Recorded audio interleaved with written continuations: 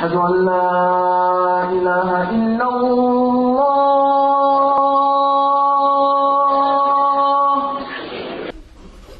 بسم الله والحمد لله والصلاة والسلام على رسول الله sallallahu alayhi wa sallam.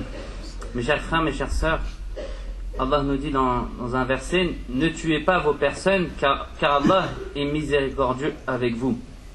Et celui qui le fait, alors il sera plongé en enfer. Mes chers frères, mes chères sœurs, Allah subhanahu wa ta'ala a interdit à chaque personne, à chaque musulmane et musulman, à chaque personne qui fait partie de la communauté du prophète sallallahu alayhi wa sallam, de se suicider, de tuer sa personne. Pourquoi? Car dans l'islam, cette âme, elle est sacrée. Et cette âme n'est pas notre propriété. C'est la propriété d'Allah Azza wa Jal. C'est lui qui en est uniquement le propriétaire. En effet, dans le sens du hadith, le prophète alayhi salatu wassalam nous dit que lors de la création de l'homme dans le ventre de la mère, le fœtus, pendant 40 jours, c'est une goutte d'eau, ensuite une adhérence, ensuite une pâte mâchée, et ensuite Allah envoie un ange pour insuffler cette âme-là. Allah ordonne à l'ange d'insuffler cette âme. C'est lui qui met l'âme dans le ventre de la mère. C'est pour cela que cette âme est sacrée et on ne peut se permettre de pouvoir la retirer par soi-même. En effet, dans un autre hadith, le prophète alayhi salatu wassalam nous dit dans le sens: celui qui se suicide avec quelque chose, alors il sera puni avec cette chose-là le jour du jugement.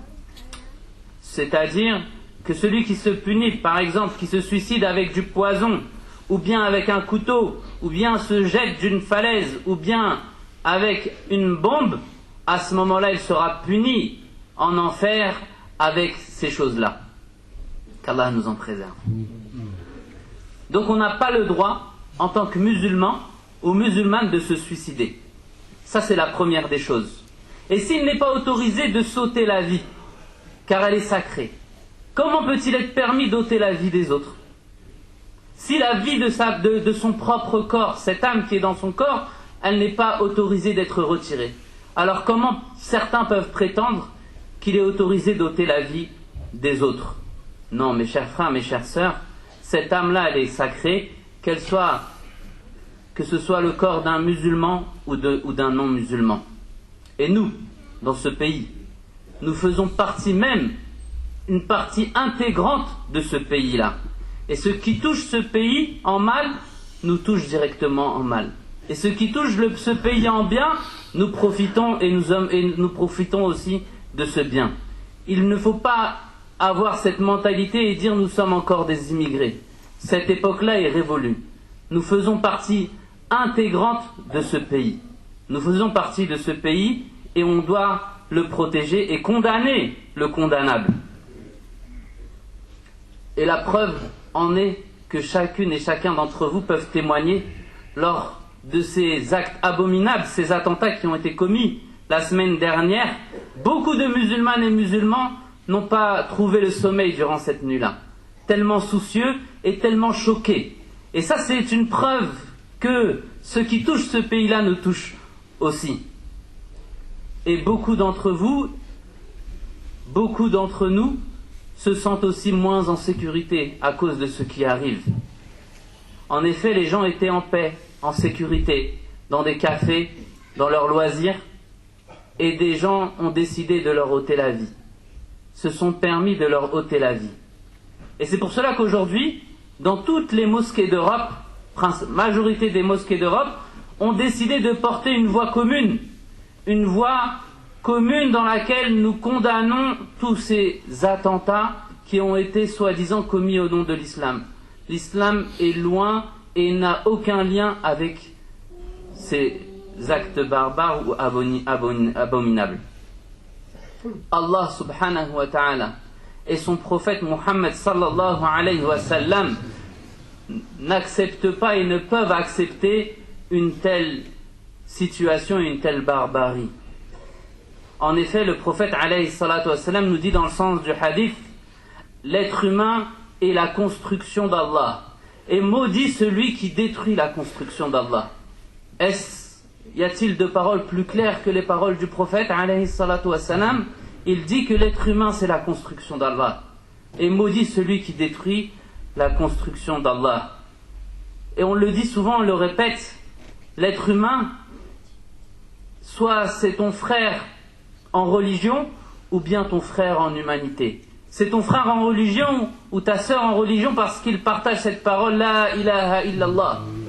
Et c'est aussi, s'il ne partage pas cette parole, c'est ton frère en humanité. En effet, Allah nous dit dans un verset du Coran, et certes nous avons honoré le fils d'Adam. Le fils d'Adam.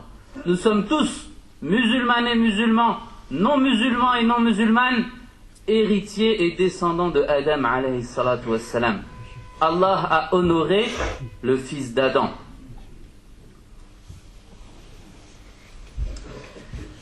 Donc, le premier message dans ce sermon et ce prêche s'adresse dans un premier temps à nous, musulmanes et musulmans. Attention, faire attention où est-ce qu'on prend notre religion, ou où est-ce qu'on apprend notre religion. Et les jeunes, nos enfants, nos frères et sœurs doivent prendre garde. Où on va apprendre nos religions. Les écrits en effet sont uniques. Al-Qur'an ou As-Sunnah, c'est la même. Mais selon la personne qui va l'expliquer, alors il y aura une interprétation différente. Si l'exégète est quelqu'un de radical, incompétent, ignorant, alors il va envoyer ou bien diriger les gens vers la radicalité. Le prophète alayhi salatu wassalam nous met en garde même. Prenez garde de qui vous apprenez votre religion. C'est pas parce que une personne parle l'arabe ou bien elle s'exprime de façon compétente en français qu'on peut l'appeler cheikh ou bien qu'on peut prendre sa religion. Il y a des règles. Comme dans tout domaine, comme dans tout domaine, il y a des diplômes. De la même façon, pour être savant, pour être imam, on doit passer par des étapes. On doit avoir des diplômes. C'est pas quelqu'un qui a fait 1 année ou 2 années, il vient de se repentir et maintenant on doit l'écouter et avaler ses paroles. Non. Regardez le grand exemple, l'imam Malik, rahimahullah, qui était un des grands savants, de nos grands savants prédécesseurs. Il dit, avant de pouvoir prendre la parole dans la mosquée du prophète, j'ai eu l'autorisation de 70 savants de la Mecque. Et aujourd'hui, nous-mêmes, nous prétendons être Sheikhul Islam, ou bien prétendons dire ça c'est interdit, ça c'est autorisé, alors qu'aucune personne nous a donné l'autorisation de parler. Certains même se réfugient dans leurs appartements, font des vidéos, Allah a dit, le prophète a dit, n'écoutez pas tel cheikh, écoutez-moi, je suis sur la guidée, je suis sur le droit chemin, alors que même un mot en arabe, il ne peut le prononcer. Un seul mot en arabe, il peut le prononcer. Donc ça, c'est une mise en garde. Et c'est pour cela qu'aujourd'hui, on voit toutes ces catastrophes. Certains vont vouloir écouter des gens qui n'ont pas les compétences. Et il faut s'assurer des compétences des gens qu'on écoute. Et ça a toujours été comme cela. Quand quelqu'un vient se présenter en disant « je suis imam » ou « je suis », où est-ce que tu as étudié? Quel est ton parcours? Est-ce un demi-parcours ou un parcours complet? Qui t'a donné les autorisations pour pouvoir enseigner? On ne s'improvise pas comme cela, prédicateur ou bien imam ou bien savant. Et ça c'est un message très très très important pour éviter toutes ces formes de radicalisation et toutes ces formes d'extrémisme. En effet, car si ces gens-là, ces imposteurs, ils veulent priver la liberté des gens, alors que l'islam, il est là pour donner la liberté. La liberté de croire comme de ne pas croire. La liberté de pratiquer comme de ne pas pratiquer. Lakum dinukum waliya din. À vous votre religion et à nous la nôtre. Lana a'maluna, à nous nos actions et vous vos actions. Et eux non. Ils disent non. On vous tue jusqu'à ce que vous deveniez musulmans. Est-ce que c'est ça l'islam? L'islam, le prophète, Allah n'a jamais demandé cela. Jamais. Ça n'existe pas là. C'est même contraire au Coran. Celui qui pense qu'il doit tuer les gens ou doit imposer les gens jusqu'à ce que le monde devienne musulman, ça c'est contraire à ce qu'Allah nous dit et ce que le prophète a ramené comme message. Et ça il faut bien le dire. Pourquoi? Parce que cette liberté, c'est ce qu'il y a de plus cher.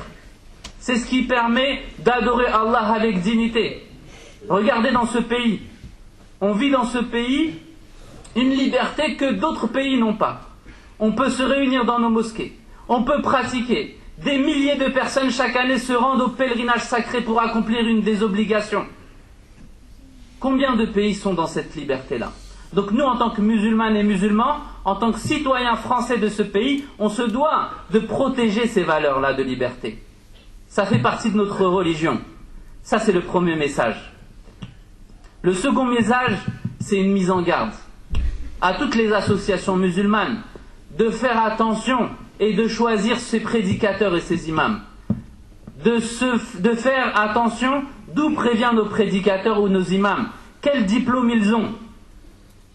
S'ils ont étudié chez, comme on dit, chez Google, sur Internet, alors il n'est pas acceptable de pouvoir enseigner dans notre mosquée ou bien dans notre association. Meskin, toute sa vie, il était dans les bars, dans la drogue. Il se repent sincèrement. Maintenant, il veut imposer, il s'improvise imam. Il s'improvise imam et il veut imposer l'islam aux autres. Alors que pour être imam et savant, il y a des conditions et des étapes à passer. On ne s'improvise pas imam. Pour être imam, on passe par des étapes. Et la première, c'est de s'asseoir chez un professeur. Et je vais conclure par cela. La première étape, c'est de s'asseoir avec un cheikh, un savant, étudier avec lui. Pas, dans un premier temps, c'est s'éduquer avec son professeur. At-tarbiya. Certains maîtrisent le Coran et la Sunna, mais n'ont aucune éducation.